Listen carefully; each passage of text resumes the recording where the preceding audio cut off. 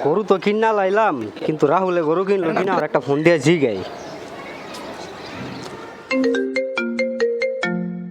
আমার গরু বেড়া ল্যাঞ্চাটার দাম। হ্যালো বন্ধু, হ্যাঁ কিরে রাহুল, গরু কিনছস নি?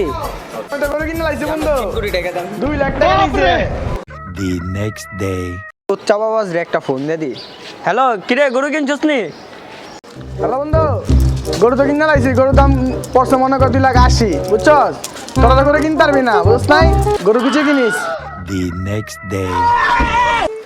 কিরে রাহুল, গরু কিনছস? হ্যালো বন্ধু, এই যে আমরা গরু তো কিনে লাইছি, বুঝছস? গরুর দাম পড়ছে 3,20,000। আয় পরিচিতে মাংস টকাইতে। The next day.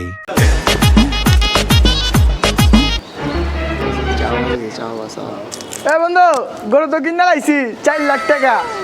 আরে বন্ধু আইছো তুমি? বহ বন্ধু বহ, তুমি গরু কিনছো? আরে বন্ধু, সকালে তোমার বাজানোর লাগে দেওয়া হয়েছিল, তোমার বাপে বলে তোমরা এবার গরু কুরবানি দিবা না, কিন্তু একটা ছাগল।